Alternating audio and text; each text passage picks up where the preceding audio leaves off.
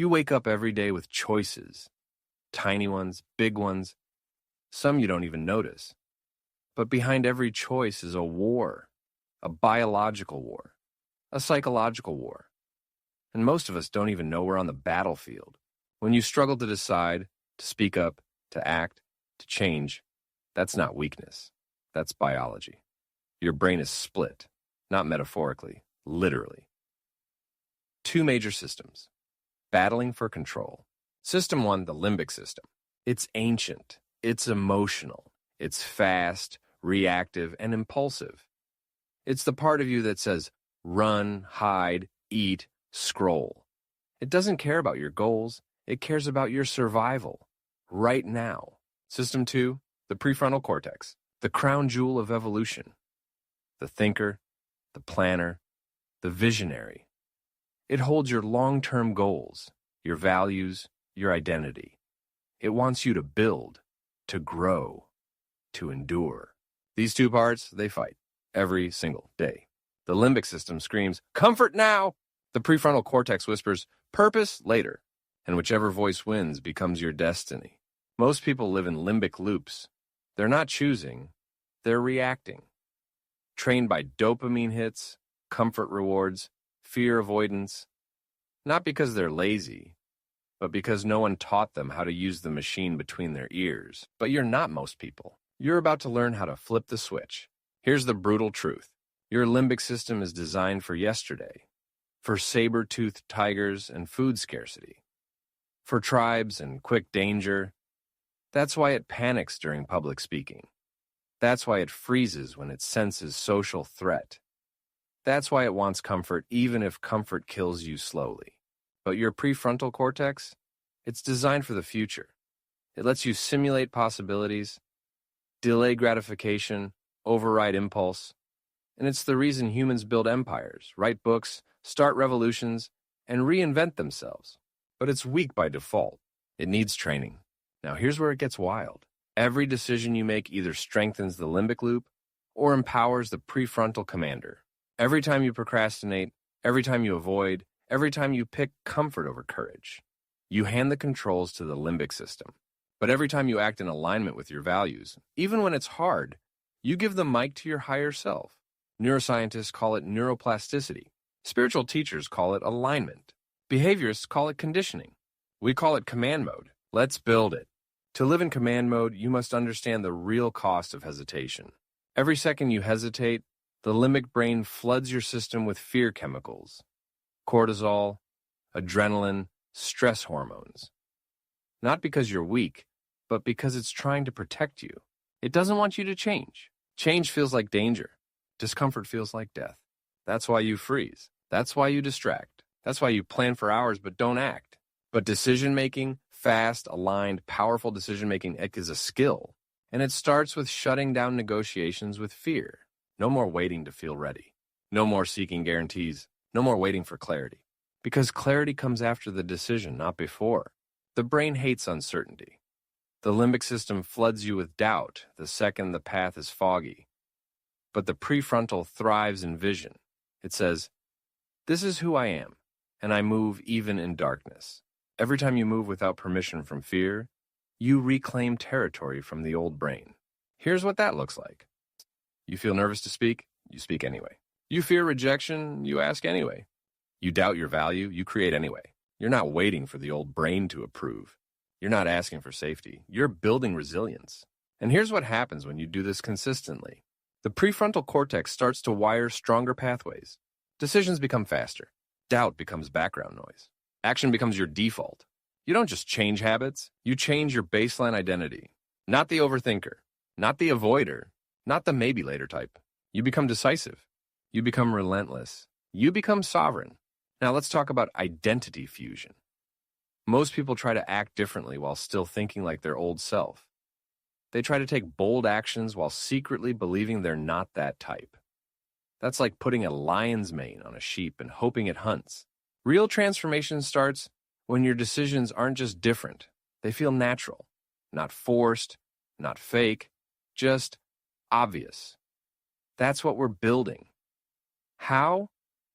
You fuse decisions with identity. Not, what should I do? But what would someone like me do? Would the real me stay silent? Would the real me keep waiting? Would the real me seek permission? No. You answer through action. You embed it by doing. You hardwire it through repetition. That's how the prefrontal cortex takes over. Not in one day, but one decision at a time. And eventually you wake up one morning, and there's no war inside, no battle, no pull back and forth. Just one voice, one rhythm, one force. Yours. This is the anatomy of decision. The mind is a battlefield. The anatomy of decision-making, the struggle between the limbic system and the prefrontal cortex was just the spark. But knowledge means nothing unless it's integrated, lived, embodied. It must pulse through your veins like instinct. Let's be brutally honest. Most people live in reaction mode. Their limbic system drives the car. Every hesitation, every mindless scroll, every self-sabotage, it's not random. It's conditioning. The limbic brain, the oldest, most primal part of you, wants comfort. It wants pleasure. It wants safety. But safety is the slowest death of all. The prefrontal cortex, on the other hand, is the seat of power. It sees ahead. It plans, it pauses, it calculates, it leads. But only if you let it. Only if you use it. The problem, most people never do. Your prefrontal cortex is like a commander sitting quietly in the war room, waiting for permission to take over.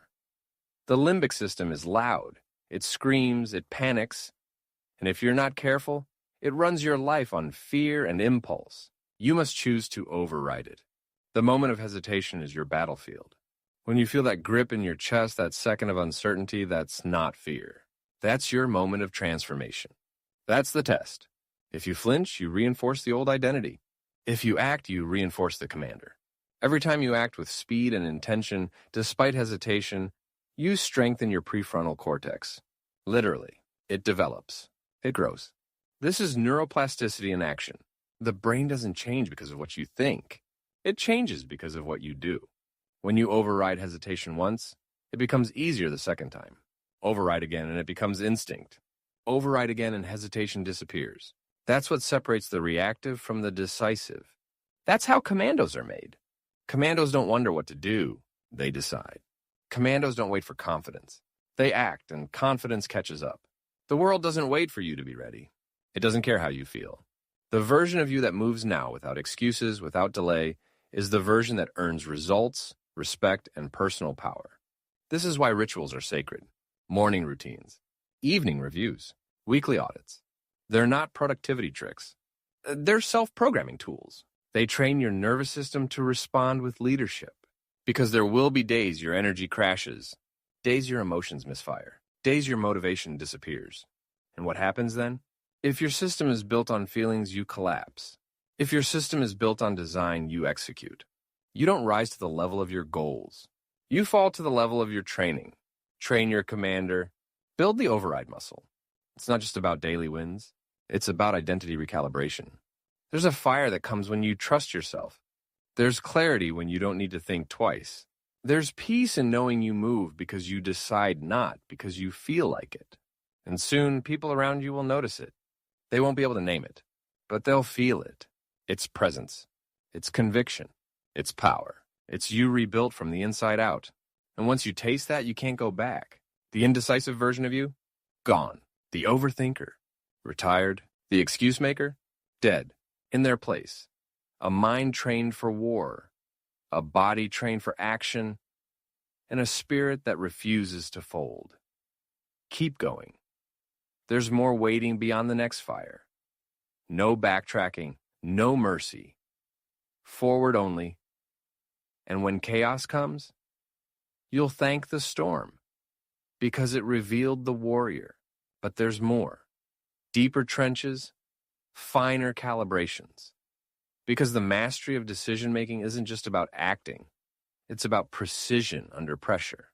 It's not about being fast. It's about being clear in chaos. The tension isn't just emotional. It's neurological. The limbic system, your survival center, is ancient, powerful, and lightning fast. It reacts before you're even conscious of it. That's why you flinch. That's why you hesitate. That's why a text can ruin your mood or a delay can derail your focus. It triggers your fight, flight, or freeze response before you've had time to think. But now, something's different. The more you override, the more you train your system to pause, to assess, to choose. That's the signature of mastery insertion of choice into the chaos of reaction. Let's call it command space, the small but growing gap between stimulus and response. At first, it's microscopic, but with training, it stretches. And inside that space lies your freedom. The wider the command space, the more you control your story. This is where elite decision-making is forged, not in the absence of emotion, but in the governance of it. You're not becoming a machine. You're becoming a master of machinery. Your impulses are tools, not tyrants. Your urges are signals, not dictators. Your emotions, data, not destiny. Every override builds this muscle. Every morning you rise before your comfort. Every workout you finish after fatigue. Every project you begin without perfect readiness. You're stretching command space. And the wider that space gets, the more automatic your leadership becomes.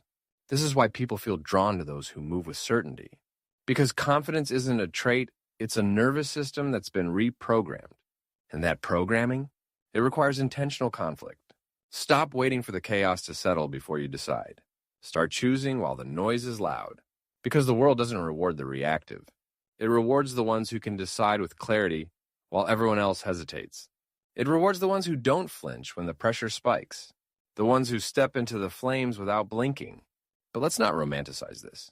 You're going to feel it. There are moments where the resistance will be so sharp it feels like nausea. Moments when you'll want to shrink, to hide, to stall. The limbic system doesn't die easily. That's when you go internal. That's when you breathe deeper.